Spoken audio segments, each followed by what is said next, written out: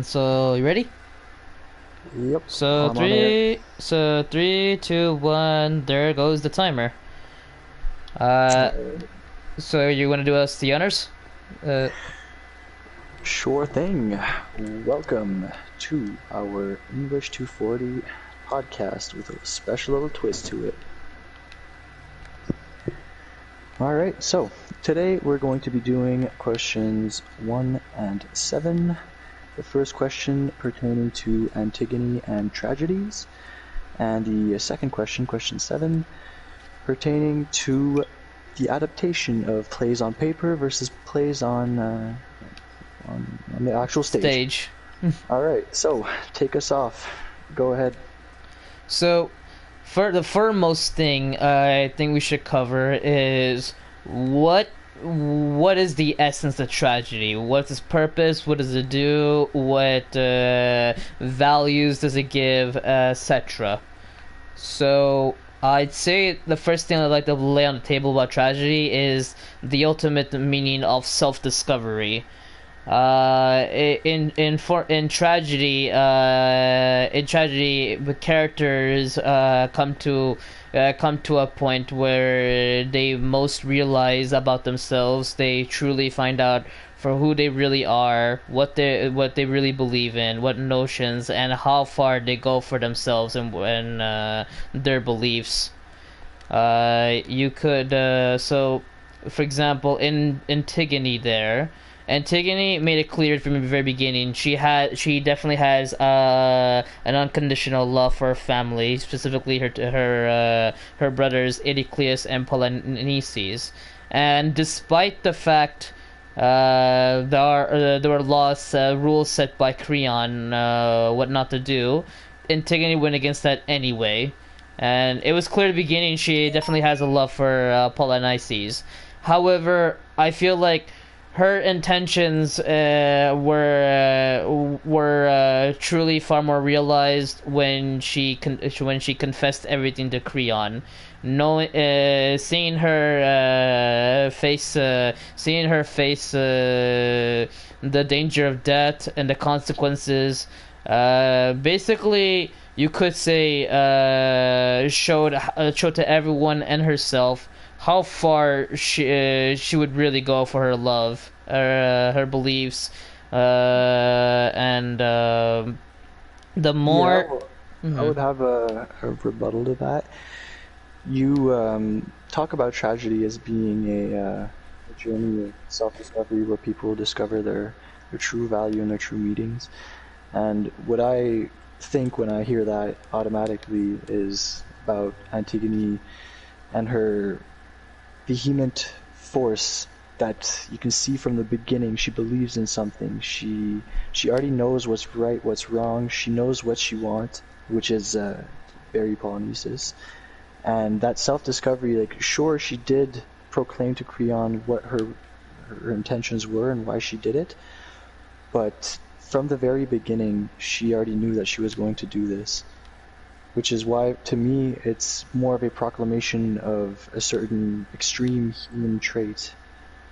So, yeah, that's what I would say considering this, because she already knows, like, she's already discovered herself at this point since the beginning.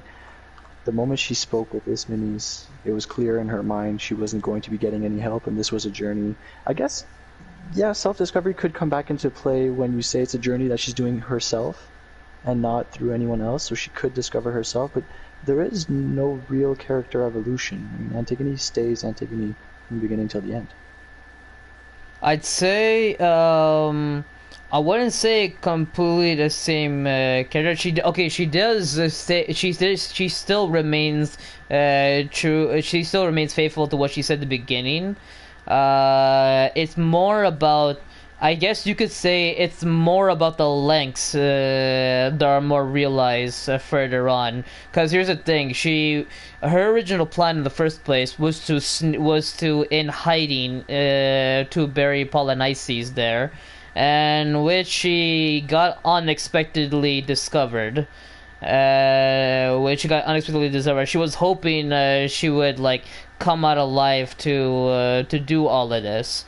but I guess when shit hit the fan, she still how would I say she still remained Her values remained firm. Yeah, and it almost made them yeah. even more firm because she knew that at this point, I mean, she did get a way out when Creon was speaking to her. He was basically telling her like just apologize, you know, just say you won't do it. Why are you insisting? Like, do you really want to die? And for her principles, she did. She said, I don't care. You can take my It's life. And true. if you can't take someone's life, It's true. She was then given the what? choice there. Sorry, go on. Absolutely. Well, she was given the choice, and from the beginning, she already knew what the choice would be. And Creon, she really did not leave him any choice. And that, I think, could lead us to our potential point of who is really the tragic hero in this play.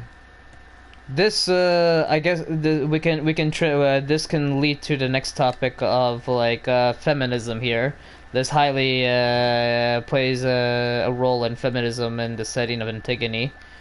Uh, Antigone, given the setting of the time of Antigone there, it takes place in super ancient Greece, a very long time ago. The women's rights were not as high as men's rights. They could not vote. They didn't really have a voice.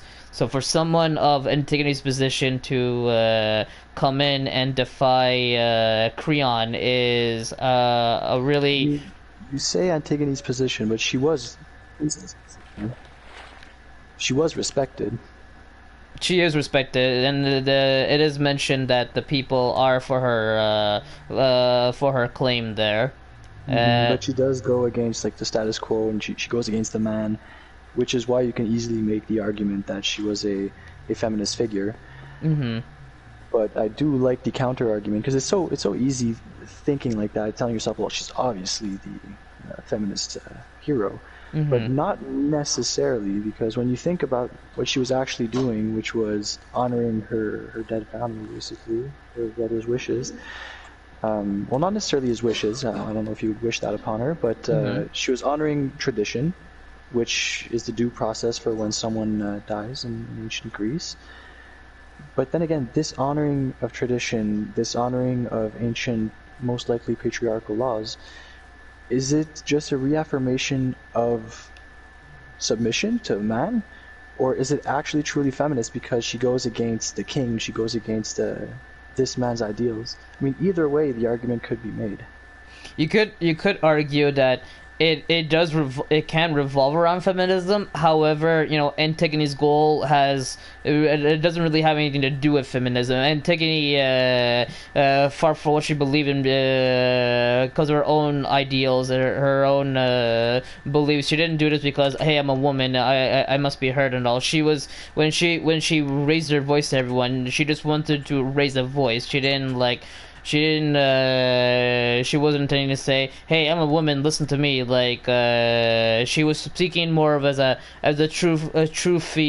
truly free human being than trying to speak as a woman. There's a human being, period, and that's how every person should be, man, woman, regardless of wherever you came from or who you are.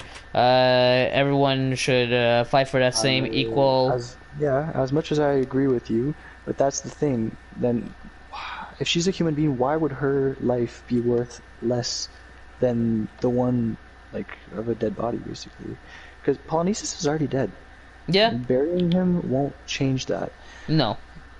But she still does it, sacrificing her own life.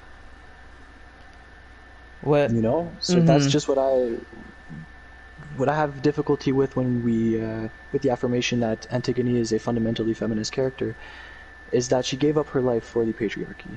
You could see it like that, or you could see it as it's a spiritual, religious thing that you absolutely have to perform, the burying of a body, because if not, then Polonices' soul will be floating around in the nether forever, basically, which is like Yeah. a fate's worse than death.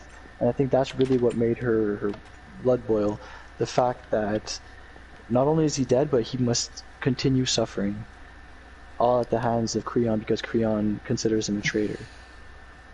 Mm, And the chorus does agree, the prophet does agree, the people in general, because they're represented by the chorus, seem to agree So it does really paint the picture of Creon being the evil man.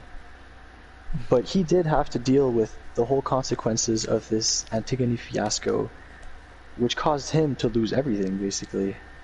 Yeah, because here's the thing: as much as Creon, as much as everyone likes to point fingers at Creon being like a big baddie and all, truly he's just as human as everyone else. No more human than Antigone. Human. He's more human than Antigone. Antigone Probably. is almost the apex of perfection, the tragic hero. That's the thing. He's probably more human than Antigone, which is why he is the way he is. He's much more yeah, he's much more radical. He's much more ferocious because given how he would handle his position and situation there, like Creon, it seems like he didn't. It seems like he didn't just like be keen just to have all the wealthy assets and riches and all that. He also wanted to be keen to like enforce ideals of justice and what is right or is wrong and like for the people.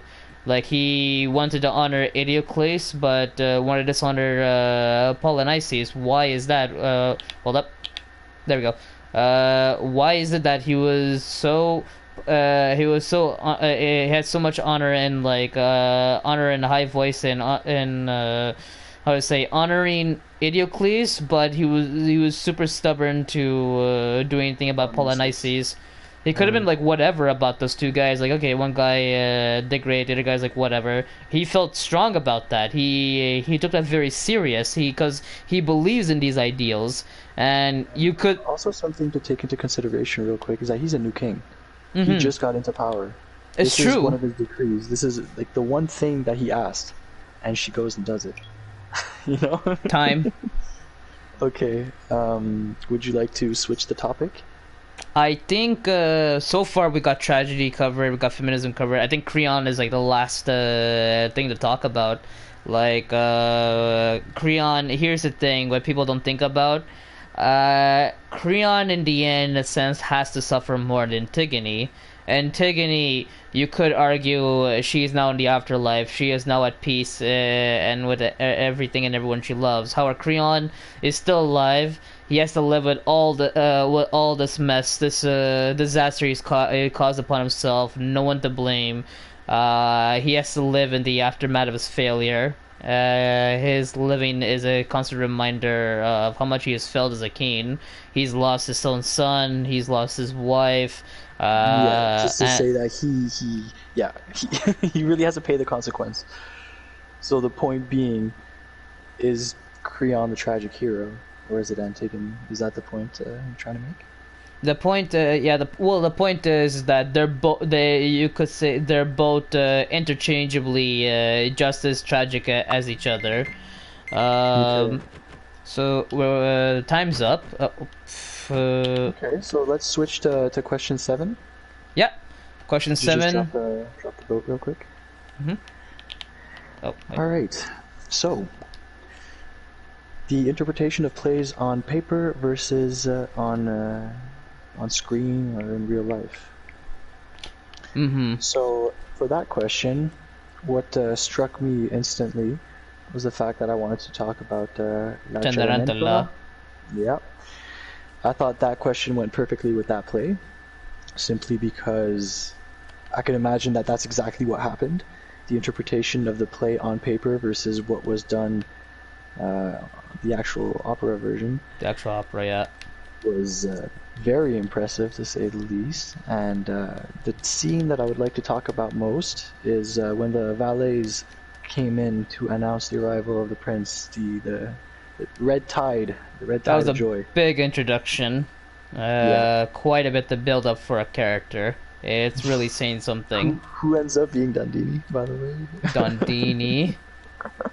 Even though it's not really him. Anyways, yes, so the valets, when the way they enter, the way they use that space. So let's just start with the set itself first. Mm-hmm. The set looks like what I would imagine an opera set would look like, except the play is movie quality. It's super well done. Cinematic. It's cinematic, absolutely. It's highly cinematic. really visually appealing. Like the Cinematic, it's immersive, it places you in there. Like when you watch it, you're engaged into it to the point where you forgot you're even like watching an opera. You feel like you're actually it there. feels like a movie as well. Like it Yeah. doesn't feel like a play. It feels more like a movie. Although the way that it was filmed, I believe everything was filmed on the same set. Yeah, yeah, yeah. All it's all in the same set as usual as plays. They always have to like close off and drastically change everything under a short amount of time. Right. That's the thing. Like on the of course, obvious, an obvious but crucial major difference between like reading the play on paper and actually seeing the play. The set on plays have to like constantly transform throughout the story. Major shifts and changes and placements are taking place practically at almost all times when the Every scenes, scene. every When scene, every scene switches. like whenever it's in a different place, they always have to retransform the stage over and over again. It's also a drastic transformation. Like when you take the beginning scenes and you compare them to more towards the end when you're actually it's the same set, but the scene itself, one represents a home that's not quite as rich. It's Don Magnifico's home, and then we are in the palace. A complete switch. Yet it doesn't look the same at all. Well, that's the Mm-hmm. thing because it's such a big switch, but it's still the same set, which is really impressive because they incorporate a lot of different characters, yet the scene still looks breathable. There's still room, Yeah, yeah, yeah. even when all the valets come in. Like it's a huge set. Like just having that many people in place and still having like space to move, to interact with one another, really impressive. I Oh, thought that was one of the best interpretations of a play on paper and a play on screen. it's a Or neat either way, adaptation. a very impressive one. And another one that we could mention if we want to go back to Antigone is the National Theatre's adaptation of the play. Mm-hmm. To have gone from a play that is over 3,000 years old to making what we saw, basically the modern adaptation of something that looks like it could be happening nowadays, Mm-hmm. is pretty impressive. And also to not lose the main point that you're trying to put across. So No. would you like to talk a little bit about that? The essence of adaptation. Mm-hmm. Yeah, yeah. When it comes to adaptation, what I believe to be most essential is really the core spirit of the source material. When you're adapting something. Oh, hold up. When you're adapting something, it's when you're translating something to screen, be a movie, play, or a show. What the hell? Uh, Yep. Okay. My bad. Anyways, did they get in? Yeah, go ahead. So, yeah. When you're adapting something, it's really you want to capture the very heart of the source material. What's essential to adaptation is capturing the source material, because otherwise, if you're really straying way far off from what the source material is going for, then at that point you might as well not adapt the story. You might as well make a whole other story, somewhat inspired by it. Like for the film of Antigone and the play played there, they vast quite a bit on the surface. On the surface though, but their core meaning, the ideals, the story and all, still remains solidly intact. Like when I see both the play and the film, I feel like I'm still sensing the same spirit that the play on paper imitates there, except the play sounded much more, how would I say, it was much more powerful and intense. Whereas the film seemed much more subtle there, you could say. When I read the play, I did imagine it to be a bit more like the movie. Not to say the play was a bad thing. I did think what they did for the play was very bold and heavy, and And it it still really worked. it still worked. Regardless, it still worked. Changes that I noticed is that the biggest change is the portrayal of the chorus, or was it no? What's his name? The prophet there. Profit. Yeah, Hmm. the prophet there. He seems to be he seems to be a lot more terrifying than the movie The showed him to be. adaptation. Yeah. He looked like he came out of like he looked like he just came out of like a The chaotic grave. He looks like a exactly. prisoner of war who has had a horrible time. Exactly. He looked like he got semi-nucleared to half his body, and he's just coming out of the process of it. While as He the literally guy, looks like he came out of a microwave. Yeah, you're right. legit, he Oh, came out of the oven well there. put. Like this core. What was it? The chorus or the prophet there? It's two different things. No, not the There's a chorus. Not the chorus. What was the prophet's name? Crap. um, it starts with it's like Theseus or something like that. Or Orpheus, or anyways, We're the mixing prophet. prophets right now. Yeah, no, okay, the It's prophet there. following The prophet there, the one that was telling Creon, advising Creon not to do Tiresias. Tiresias, thank you. Tiresias in the film looked like he's been suffering for years, but you know, he's gotten used to it and he's handling it much better. Whereas the guy in the play, he looked like he just came out of Vietnam and like panicking to everyone like the end is now and nigh. Whereas the guy in the film sounds more like this has been going on for centuries. Like that's what I got a sense. Like the guy in the play sounded On far more paper, urgent. on Mm-hmm. paper, also the Tiresias, he seemed much more I don't know, like grand. Like I had an image of him like more with like they I don't think they mentioned what he was wearing, but I was imagining like more flowing robes or like someone who sees kings. The king Mm-hmm. sees him, the king respects him. I would not expect him to look like that. Mm-mm. So that's what made me think of Tiresias in the modern adaptation as maybe like almost like the voice of the gods, but like an actual literal interpretation of the voice of the gods, and not just someone Mm-hmm. who speaks through the gods, because he has no place where he was. He has no place in court.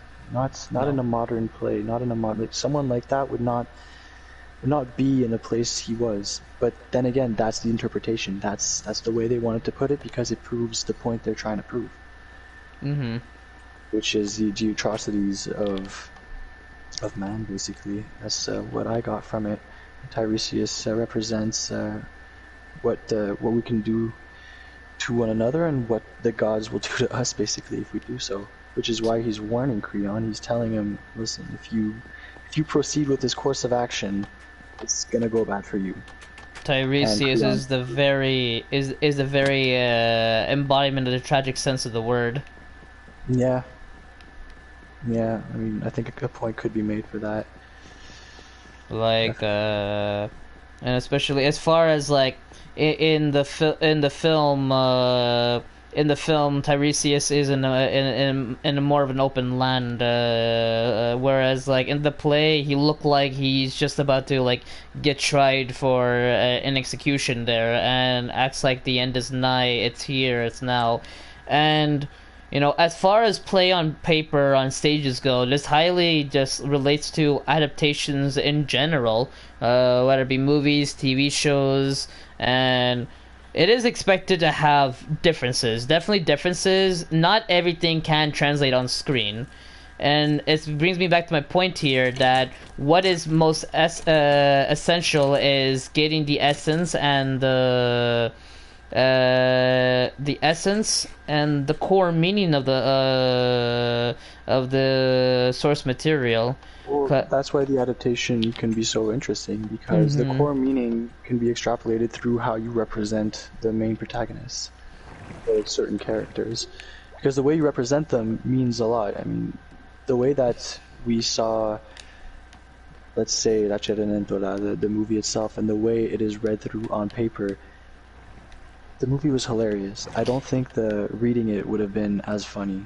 at No. all. I think most of the comedic sense would have been lost on me. And I guess the same thing could be said for the tragedy Time. with Antigone. Oh, yeah, okay. Well, I guess this ends it there. So yeah, and another thing, like here's the thing: when you reading text is when you're reading text, you're using your own imagination, your sense of what the world can be, the tone, mood, and all. Whereas when you're watching adaptation, you're watching someone else's imagination, and they immerse you into their world, what they imagine it to be. You know, in Absolutely. the film is it seems much more subtle and more, how would you say, less explicit, whereas Yeah. the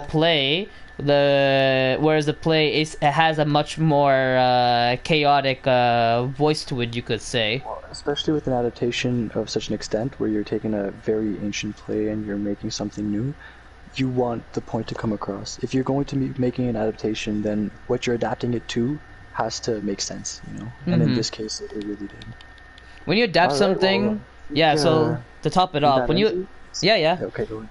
Yeah, so to top it off, like when you adapt something, you either get the essence of the source, or like if you're gonna stray far off from it, you might as well not call it adaptation. You might as well make a wholly other medium that's loosely inspired by material, Exactly.